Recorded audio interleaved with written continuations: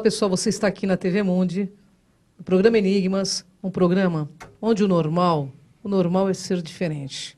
Né, Kátia Gaia? Pois é, e normal é ser paranormal. Como vai?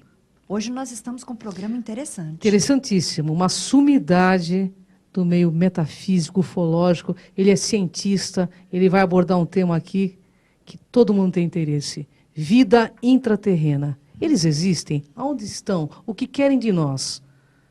Quem são eles?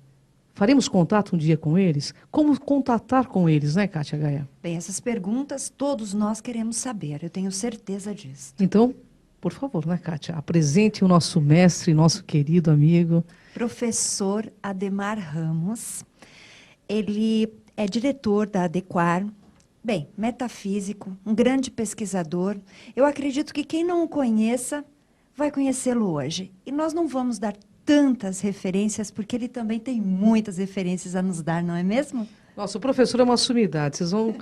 Professor, tudo bem? Como vocês vai? Tudo jóia? Tudo bem, é um prazer muito grande participar do seu programa, do programa de vocês. A honra é toda nossa, viu, professor? E estar aqui com o nosso telespectador. Com certeza. Professor, fala um pouco sobre esses mundos intraterrenos. Eles existem? Como que é, professor? Conta Sim, pra gente. Existem dois mundos intraterrenos. Um é o mundo espiritual. E o mundo espiritual, ele não é material na nossa concepção.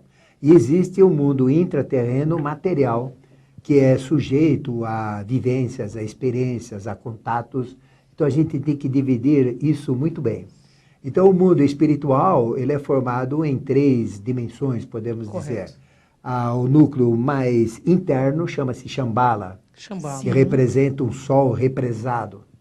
E todo mundo diz que o núcleo da Terra é constituído de níquel, de ferro, de metais, mas não é. Ele é constituído de um sol. Não é isso? Olha que e esse sol está se transformando continuamente em matéria, e esse sol represado, encapsulado, nós chamamos de Shambhala.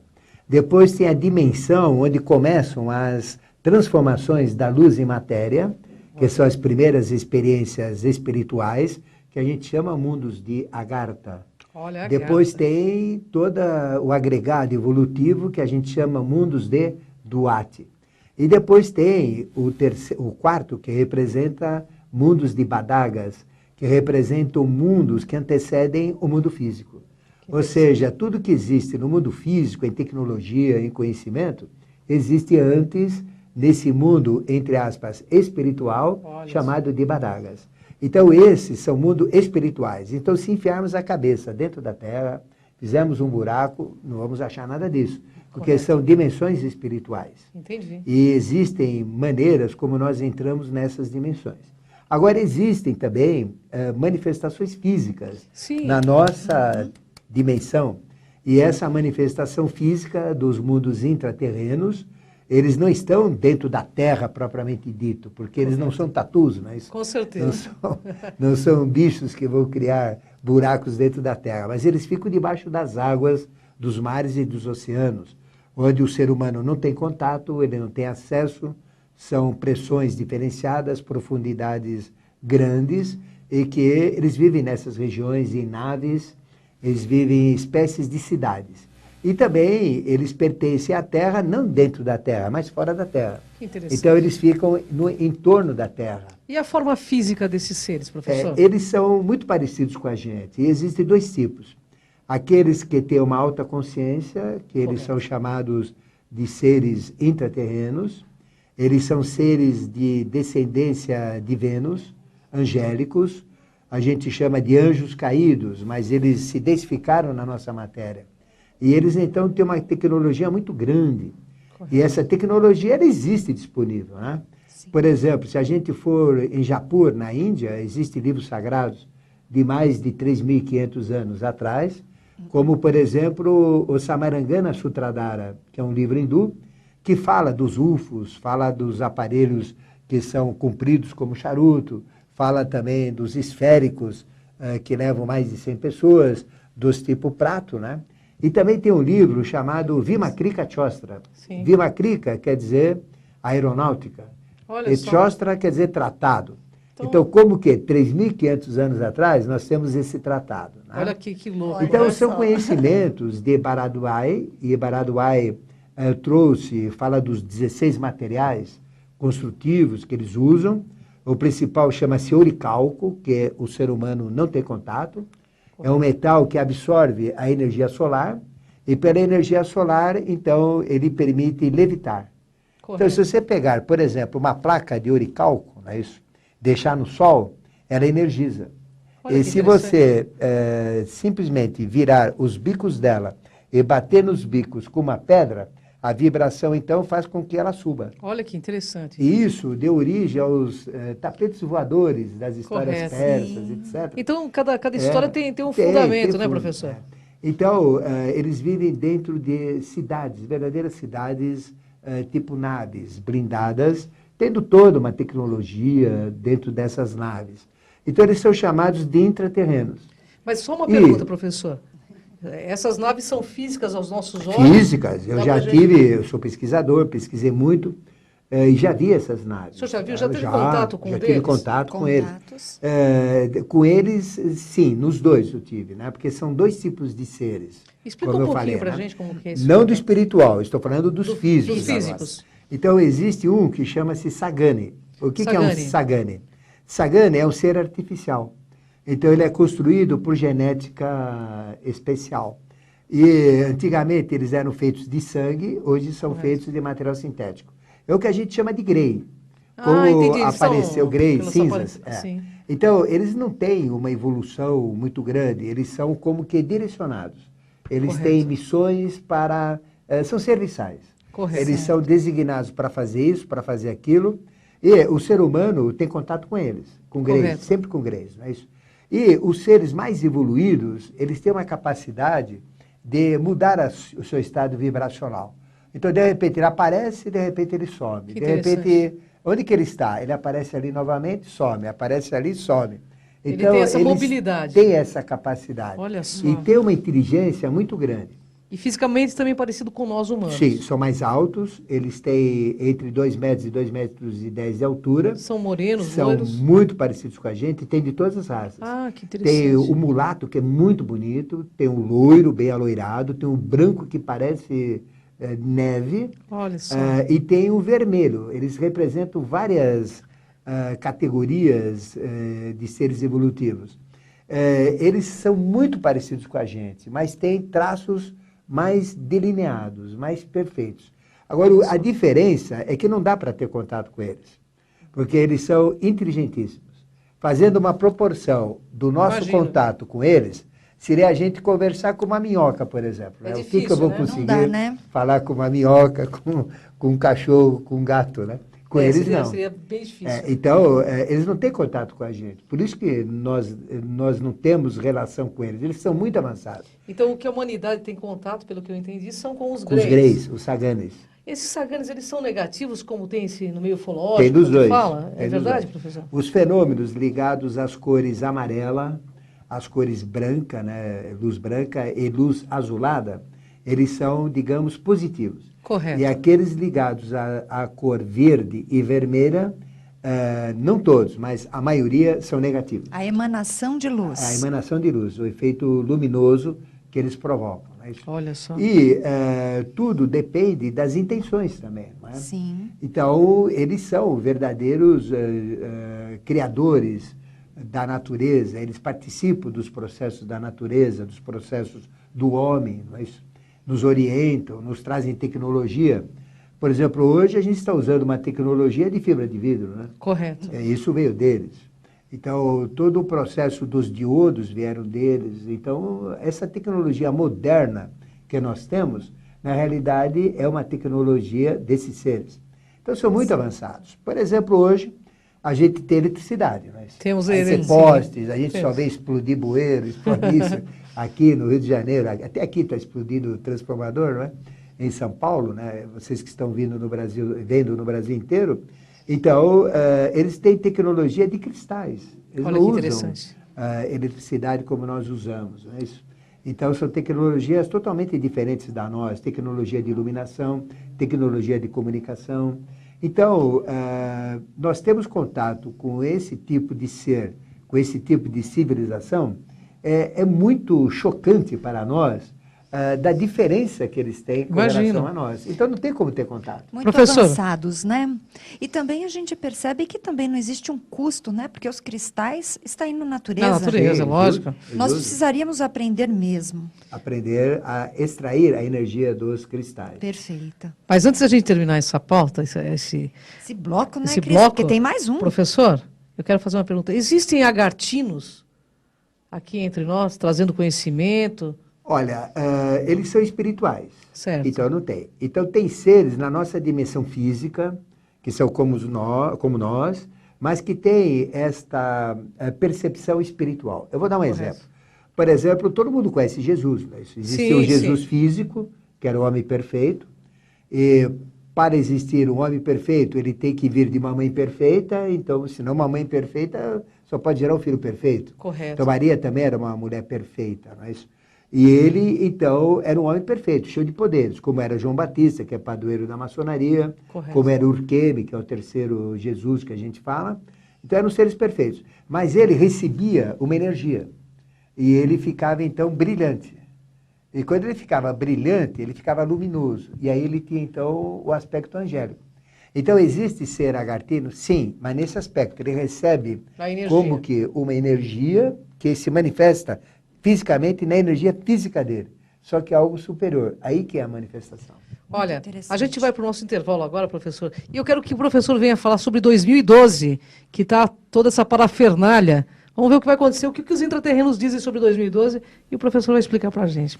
Até daqui a pouco, gente.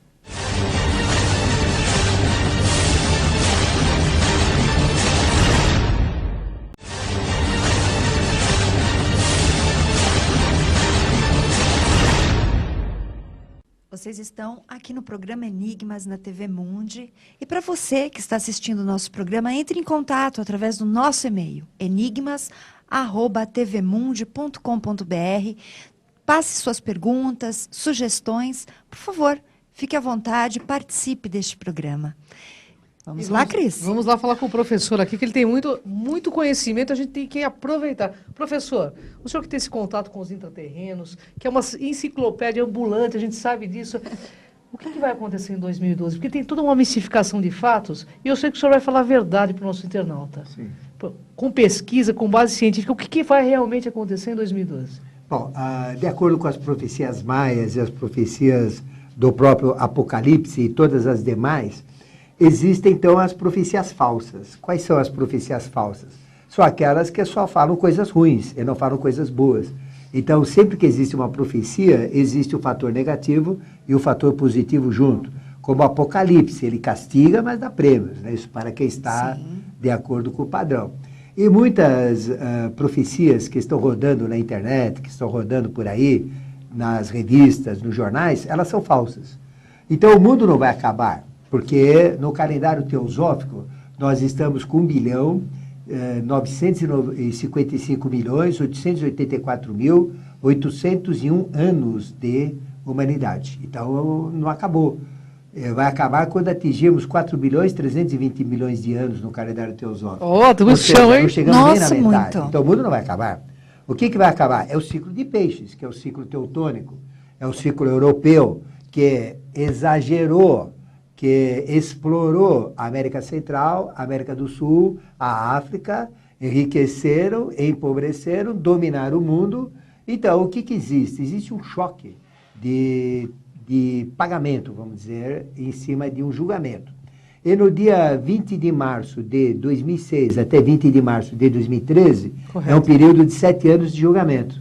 Então, falta o quanto? 1 ano e pouquinho só, né? Isso para terminar. Isso. Então, estamos sendo julgados.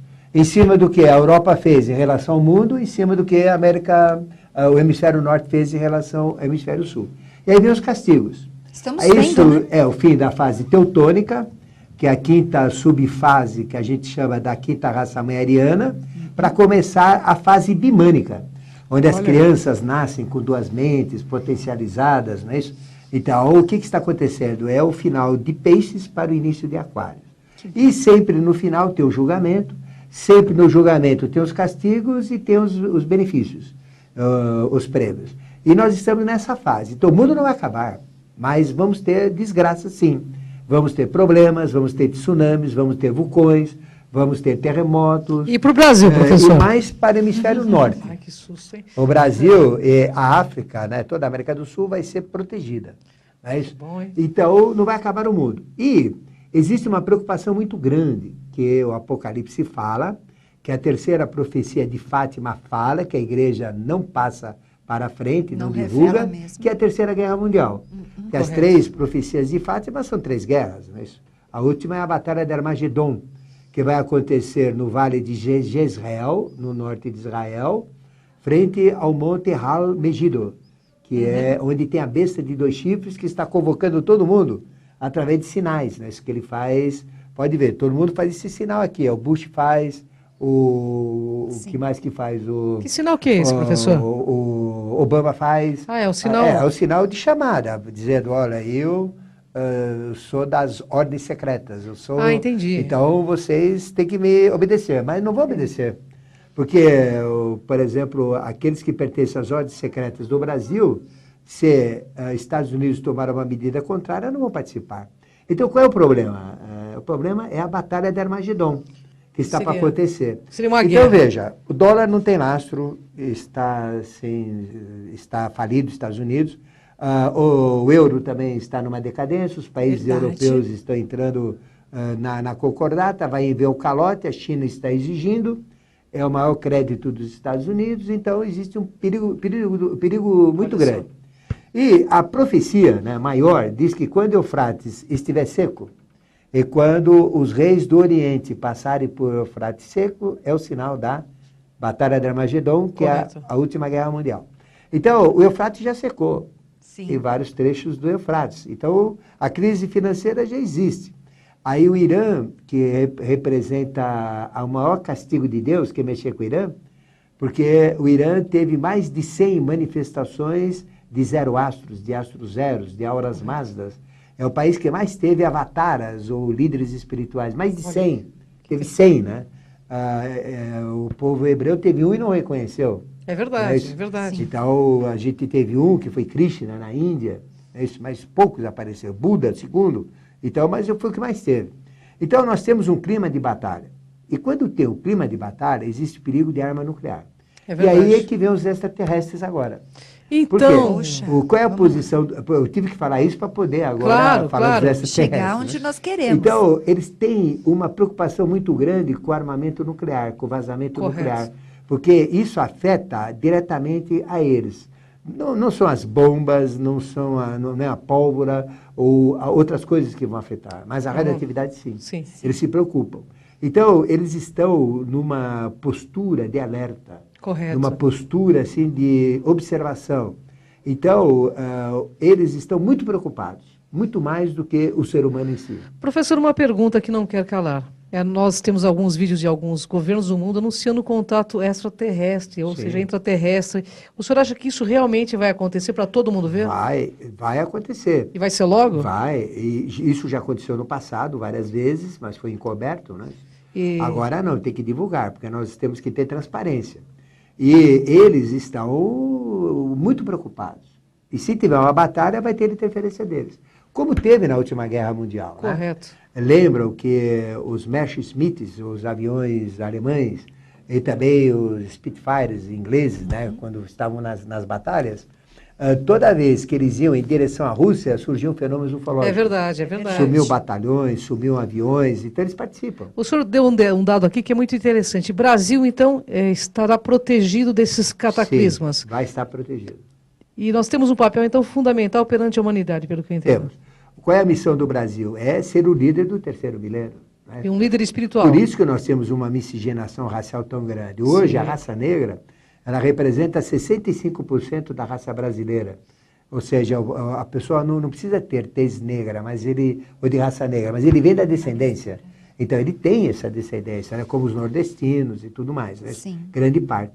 Então, é uma raça que vai ser valorizada, a raça negra. Sim, né? Que maravilha, então, a né? África, o Brasil, e o Brasil, com essa miscigenação, vai dominar o mundo, nós vamos alimentar o mundo, vamos fornecer sementes para o mundo, vamos fornecer água potável, que vai ser muito rara também, tecnologias, e as crianças nossas são especiais.